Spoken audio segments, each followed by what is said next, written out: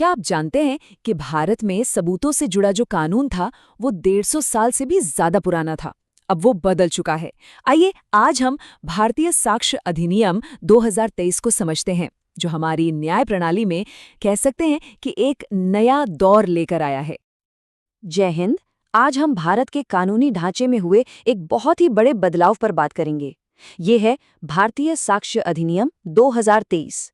ये नया कानून हमारी अदालतों में सबूत पेश करने के तरीके को एक नया मोड़ देने वाला है। चलिए इसे बिल्कुल आसान भाषा में समझने की कोशिश करते हैं। तो हमारा आज का जो सबसे बड़ा सवाल है वो ये है कि साक्ष्य और साक्ष्य विधि से आप क्या समझते हैं। भारतीय साक्ष्य अधिनियम यानी BSA 2023 इसमें कैसे फिट बैठता है। मतलब what do you mean by evidence and the law of evidence. How does the भारतीय साक्ष्य अधिनियम BSA 2023 फिट इन। तो अगले कुछ मिनटों में हम इन्हीं सवालों के जवाब ढूंढेंगे। आज की हमारी चर्चा एक सफर की तरह होगी।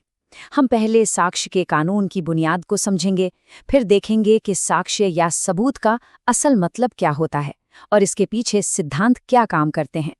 इसके बाद हम 1872 से 2023 तक का इसका ऐतिहासिक सफर देखेंगे और फिर नए कानून की खासियतों पर नजर डालेंगे और आखिर में हम ये समझेंगे कि इन सब का हमारी न्याय व्यवस्था के लिए क्या मतलब है।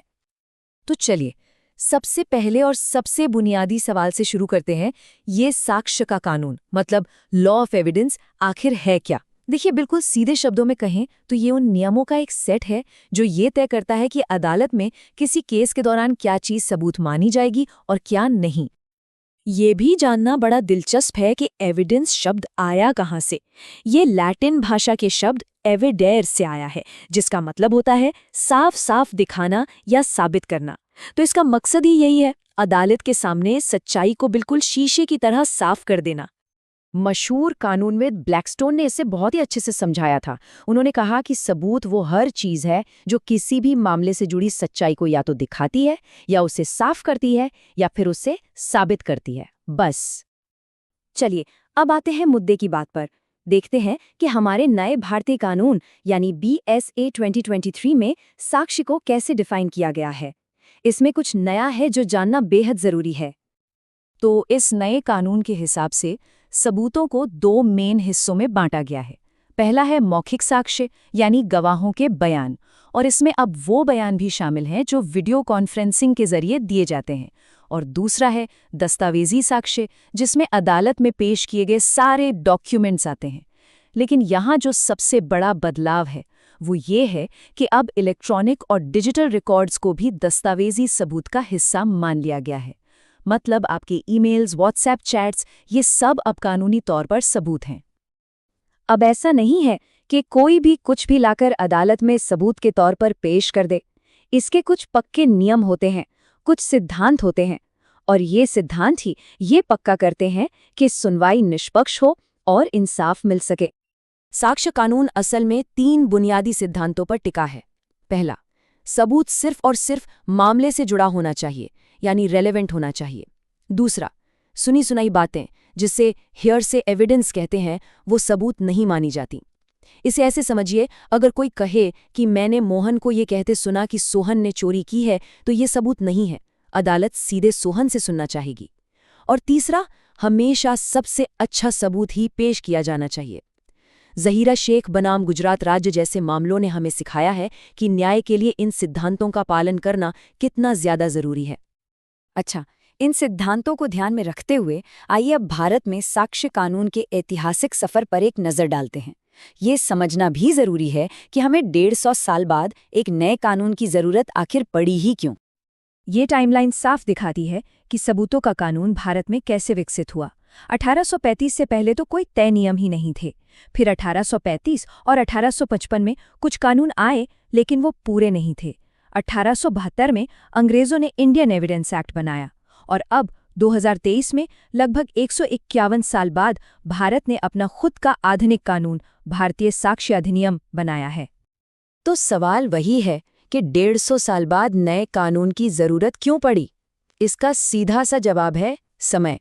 वो पुराना कानून उस जमाने का था जब डिजिटल दुनिया का कोई नामो निशान नहीं था। वो कानून आज के दौर के इलेक्ट्रॉनिक सबूतों, डिजिटल रिकॉर्ड्स को संभालने के लिए बना ही नहीं था, और उसके कई हिस्से तो अब किसी काम के भी नहीं रह गए थे। कानून का ये विकास और ये ऐतिहासिक सफ़र वाकई में काफ़ी दिलचस्प है। अगर आप भी मानते हैं कि ऐसे मुश्किल विषयों को आसान भाषा में समझना ज़रूरी है, तो हमारे चैनल को सब्सक्राइब करना ना भूलें, ताकि कोई भी ज़रूरी जानकारी आपसे छूट ना जाए। तो चलिए अब पुराने कानून की चुनौतियों के आधुनिक समाधान को देखते हैं। पेश है भारतीय साक्ष्य अधिनियम 2023। आइए इसकी बनावट और खासियतों पर एक नज़र डालते हैं। इस नए कानून में कुल 170 धाराएं यानी सेक्शंस है। ये संख्या ही बताती है कि ये कितना व्यापक कानून है। नए कानून की बनावट काफी व्यवस्थित है। ये जो 170 धाराएं हैं, उन्हें 4 भागों और 12 अध्यायों में बांटा गया है। इस तरह की संरचना कानून को समझने और इस्तेमाल करने में काफी आसान बना देती है। ये स्लाइड पुराने और नए कानून के बीच का फर्क बिल्कुल साफ कर देती है। जरा सोचिए, 1872 का कानून तब बना था जब टेक्नोलॉजी के नाम पर शायद सिर्फ टेलीग्राफ हुआ करता था, और 2023 का कानून आज की डिजिटल दुनिया के लिए बनाया गया है, जहां सबूत एक क्लिक पर मौजूद हैं। यही सबसे बड़ा फर्क है। अब तक हमने कानून की बारीकियों और उसके इतिहास को समझा, पर इन सब नियमों का, इन सारे बदलावों का असली मकसद क्या है?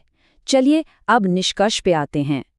इस कानून का जो मूल उद्देश्य है वो बहुत सीधा और सरल है, सच और झूठ को अलग करना। ठीक वैसे ही जैसे भूसे से अनाज को अलग किया जाता है। यह अदालत को गैर जरूरी बातों को हटाने और केवल ठोस सबूतों पर ध्यान देने में मदद करता है, ताकि सही इंसाफ हो सके। यहाँ एक बहुत जरूरी बात समझनी होगी। क्या ये नया कानून अपने आप में पूरा है, हर सवाल का जवाब देता है? तो जवाब है नहीं। ये एक विस्तृत कानून तो है, लेकिन ये पूरी तरह से संपूर्ण नहीं है। जिन मामलों पर ये कानून कुछ नहीं कहता, वहां अदालतें आज भी पुराने अंग्रेजी कानूनी सिद्धांतों की मदद ले सकती हैं। बस शर्त यह है कि वो सिद्धांत इस नए कानून के खिलाफ न जाते हों। और अब हम आपको इस एक बड़े सवाल के साथ छोड़ जाते हैं। ये नया कानून भारतीय न्याय प्रणाली को कितना पारदर्शी और कुशल बनाएगा? How transparent and efficient will this new law make the Indian justice system? क्या ये वाकई हमारी न्याय व्यवस्था को तेज, पारदर्शी और बेहतर बना पाएगा? इसका असली असर तो आने वाला वक्त ही बताएगा। इस बारे में आपकी क्या राय है, हमें नीचे कमेंट्स में ज़रूर बताइएगा।